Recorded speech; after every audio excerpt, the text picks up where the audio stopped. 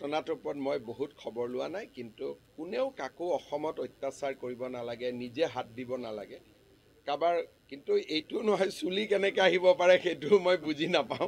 গতিকে কিন্তু মানে আহিছেনে নাই লগাই চাই যদি লগাই ময়ো লগাব লাগিব, মোৰো পিছফালে চুলি দেখা যাওক। গতিকে আৰু সঁচাই যদি লগালে চুলি আহে, এইটো পূৰা নবেল বঁটা পাব, নবেল বঁটাৰ তলত নাপায়।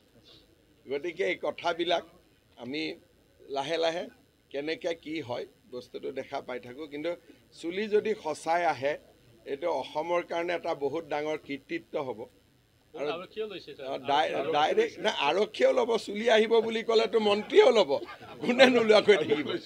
চুলি আহিব বুলি ক'লেতো ময়ো লৈ ল'ম, হয় নহয়? গতিকে খবৰ ল'ব লাগিব আহিলে। খালি আহক নাহক অন্যায়টো নহ'লেই হ'ল। আহিছেনে নাই?